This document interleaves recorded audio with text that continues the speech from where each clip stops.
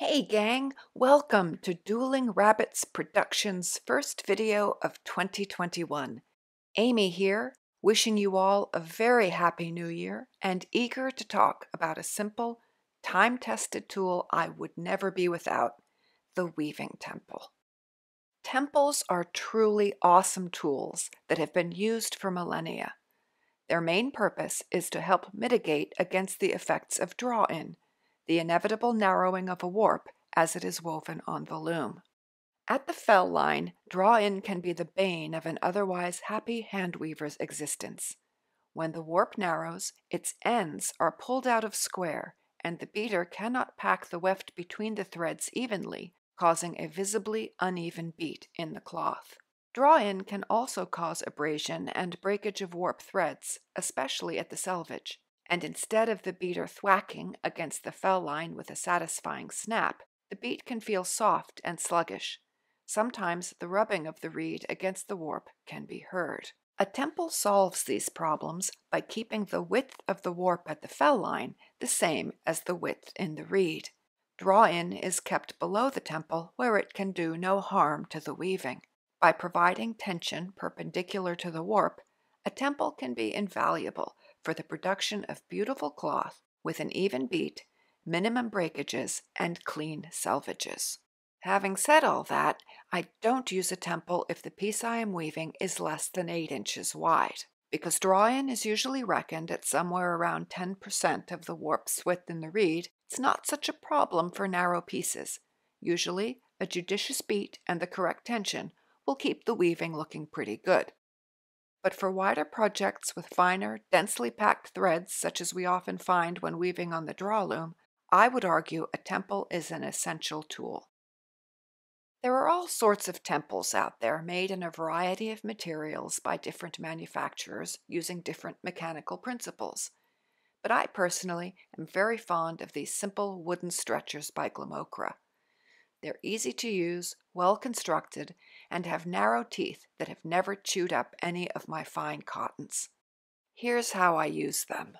First, the temple should be set at the correct width for the warp. Too wide, and it could break the selvage threads. Too narrow, and it won't really have much benefit. A good rule of thumb is to lay it against the reed and adjust it so that the very edges of the selvage lie about halfway along the teeth. When I've established the temple's correct operating length, I insert the locking pin. I only have to do this once per project since the clever curve in the pin keeps it in place.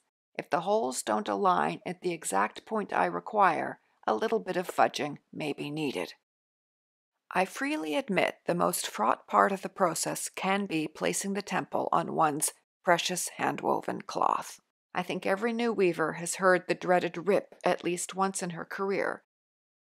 To avoid this catastrophe, I find, when starting a new project, it is wise to start using a temple as soon as physically possible. Even an inch or two of excessive draw-in can be difficult to recover from. I often start using my temple while I am still weaving the footer, even if the cloth is only long enough to set some of the teeth.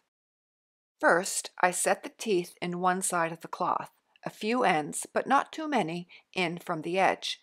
In this case, I've got about 5 threads on the outside of the teeth. Then, at the same distance from the fell line, I set the other side of the temple. Now, I fight the temptation to slam the temple down in my eagerness to get to weaving.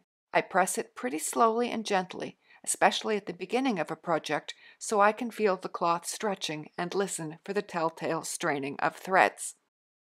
It's important not to push the lock too far over, since this will allow the temple to bounce. It should be secured right at the end of its extension.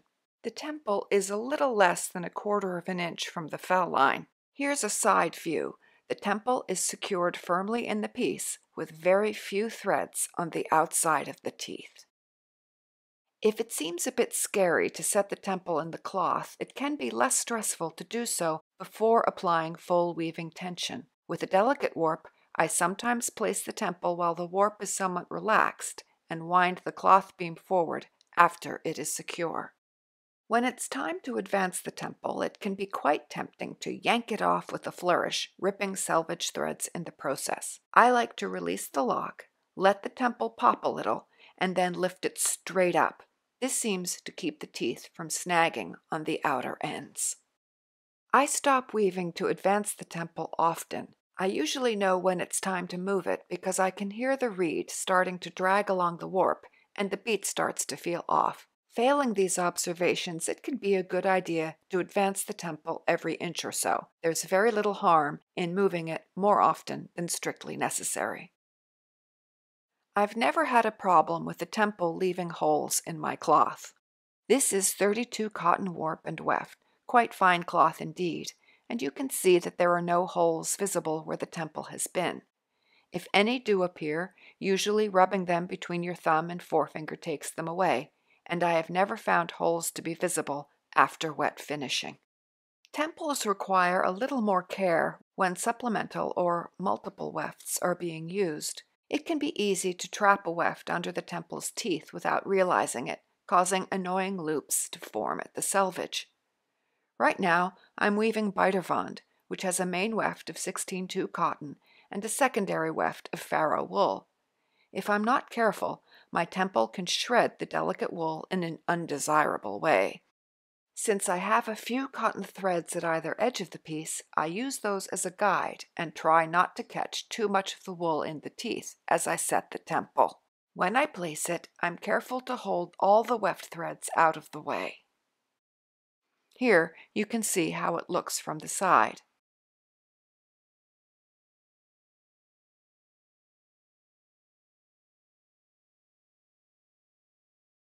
As I weave, I'm careful to throw and catch my shuttle in such a way that the weft stays well clear of the temple at all times. Takes a bit of practice, but the technique is well worth learning given its great benefits for the finished cloth. My temples are as important to me as my good damask shuttle and my favorite scissors, and I'd be a far less happy weaver without them.